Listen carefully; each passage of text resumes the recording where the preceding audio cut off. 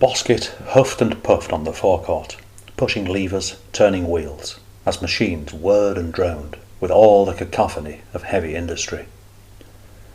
He could not afford to stop for a moment, as the smoke and steam chugged up from engines, clogging the air, all but masking the hulking frontage of the factory. Like most of the labourers, he knew or cared little about the results of his endeavours, but was simply melded to the task, like a beast of burden, as if this monotonous, back-breaking graft was just something he had to do, like it or not, natural as breathing. When the bell rang for lunch, he hardly heard it above the din, but walked docilely out into the yard with his metal box, sitting on a bench to eat his sandwiches. It was raining, but Bosket hardly felt it, the water bouncing off his cap with dull repetition. Tiredly, he chomped through the sandwich, barely noticing the small, squat man who shambled over to the bench, shuffling up beside him. "Hey up," chirped the stranger, in his rainmack and flat cap, one frame of his glasses stuck together with thick tape. "Lovely day for it, eh?" Bosket did not return the laugh, turning aside and attacking his sandwich with renewed focus, as if to prove a point. The chime of the clock told him only minutes of his break remained. He wasn't in the mood for this. It looks a busy place, this." The newcomer was rolling himself a smoke. I wonder if they've any jobs going. I'm on lookout for a job. Here, do you fancy a smoke?" Somewhat distrustfully, the factory worker accepted and was handed a messily assembled cigarette, strands of tobacco hanging from its mouth, like the scruffy nest of some lazy bird. "Aye, it's a job I'm after, if truth be told. I lost me old un." Here he recollected himself slightly. "Not through any fault of my own, I must say. No, a place I were working at. They closed down. Aye, a real good job it was too. A proper top-notch shop. Had to tip me hat and welcome the punters, open door for 'em, show 'em in. A doorman, they called me." A misty-eyed nostalgia overcame him as he puffed on his roll-up. We were just like a family, we were. Just like one big, happy family. Even now, if I pass some knob on streets, I find myself saying, "How do you do?" and tipping to old hat like this. "Sounds a cushy number, that," scoffed Bosket, whose many years on the factory floor had inclined him to the view that unless a job involved manual labour, it could hardly be called a job at all. "Oh, it was. I really enjoyed it," the former doorman reaffirmed. "Don't sound like proper work to me. We had some fun at that shop. Real laughs."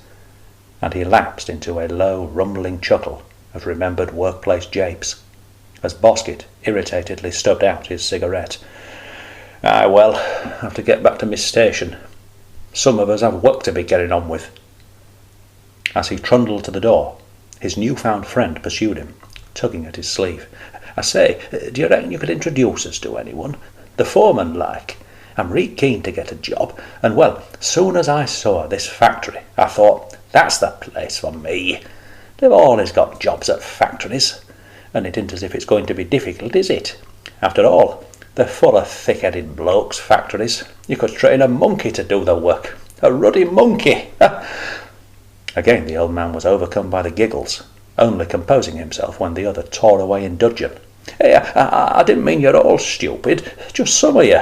I'm sure there's some excellent blokes in this factory. And you're one of 'em, eh? You'll put a good word in for me, won't you? Because once I've a foot on that ladder, there's no saying where I'll stop. The sky's the limit." Bosket banged and clattered away with his hammer, knocking odds and ends together in the workshop, a task he found no less monotonous than his work at the machines. To him, factory life was one long conveyor belt of boredom, the only difference in his day being the levels of tiredness as the hours dragged on. At 4, he dropped the hammer on the metal work surface and blew into the air. It already seemed an age since he had headed back indoors from his break, taking a detour to the foreman's office. He gave a quick snicker, curling his lip. Introducing the wittering old man to the boss had been less of a favour, more a means of shaking him off his own back. He laughed darkly as he imagined how the brawny foreman would deal with the weak-looking excuse for a man who had come begging for a job. He chuckled, remembering the old man's wiry frame, his bedraggled garb, his pathetic spectacles. The weakling. His lordship'll boot him out on his backside as fast as he can whistle. Bosket heard a knock at the door. Who the devil was it? Didn't they know he was up against a deadline? On the other hand, should it be one of the lads inviting him for an after-work pint, or even one of the girls from the canteen, popping by for a bit of how's your father, as he had heard one or two were game to do? Though knowing my luck, he thought, it'd probably be old Max, the chairwoman. Pondering these possibilities, Bosket opened the door. "Hey up!" came the chirpy greeting. Bosket's heart sank as he beheld the scruffy man from earlier, now wearing an ill-fitting factory jacket, a gap-toothed grin across his bony and unshaven face. "Bet you weren't expecting to see me, eh?" "Oh, hello. No, I weren't. I like to surprise folk. They said you'd be in here. Old Bosket, they said, he likes to skive off in afternoons and pretend he's fixing stuff in shed. Your secret's safe with me, Mr. Bosket." His mischievous laugh and crafty wink riled Bosket, who felt his fingers stiffening into fists. "I've been working hard," he insisted, "on these blasted things. I'll not get me wages if I don't get 'em finished. Now, if you don't mind, Hey, it was only a joke, Mr. Bosket. Just a bit of fun. I'm sure they don't mean no harm by it. Oh, everyone spoke highly of you, they did. I said it was you what had introduced me to his lordship." Bosket flinched slightly, irked to hear this interloper using factory slang, muscling in on the private territory of himself and his fellow employees. "Aye," they said, "old Bosket, he'll see you reet. He's a champion bloke," they said. "They spoke highly of you, Mr. Bosket, highly. And I can echo their sentiments, because it's on account of you that I got taken on. Aye, old what's-his-name, his lordship, he said that if I came recommended by your good self, it'd be his pleasure to take me on. I mean, I know it weren't exactly like that."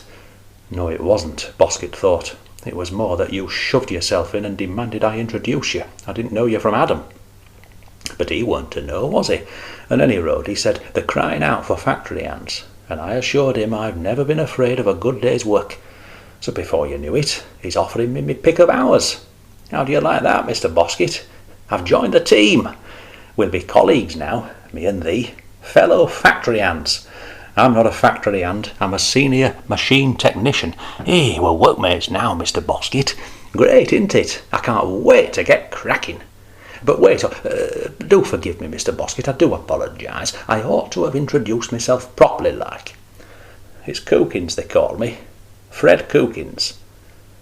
He extended a bony hand, which the other shook reluctantly. Aye, that's my name, and all it has been. Bosket stopped listening, but the older man went on talking, wittering on, thought Bosket, about nothing, as he tried to block out the sound and focus on his work. But soon the unwelcome guest was tampering with his tools, poking about among screwdrivers and hammers. Hey, what's this one for, eh? Can I have a go? Wait, get your hands off of it. Now mind what you do with that. But he had already brought the hammer crashing down against the worktop, sending screws and nails bouncing upwards, an almighty crash echoing round the cramped room. I said, watch it! Hey, all right, all right. Bosket had seized his arm, yanking the hammer and all but swinging him around in his urgent, angry movement. He only let go after several seconds and had to turn away and take a deep breath to compose himself. Now, Mr. Bosket, I say that there's no need to get aggressive. I was just having a look, familiarising myself with the equipment. I'll familiarise your skull with that bloody hammer in a minute, thought Bosket, turning to face him through narrowed eyes. Now, Luke, these are dangerous tools, these, in wrong hands, and I'll not have anyone come here larking around with them. Now, if you want to use them, you'll need to get properly trained like. Learn how to use them safely. Oh, yes, Alf, yes, I see. Bosket was taken momentarily aback. wondering how on earth he knew his Christian name. Had his comrades confided that as well? Before realising it was written on his staff badge. Still, this bit of detective work seemed sly, and he did not remember consenting to first-name terms. But he was too tired for animosity, so took a second to calm and brought the volume down. "Now, I've a lot of work to get on with here. I'm pleased they give you a job, and I look forward to working with you. But I'm sure you can understand," and he nodded at the pile of bits and bobs, "I've got to get on with my job now, lad." It seemed quite natural to both men that he, a long-standing employee, would use this avuncular term of address, despite being evidently some years junior. "Oh, of course.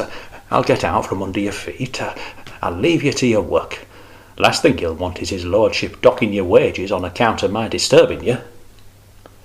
But even this concession, far from mollifying Bosket, struck a raw nerve.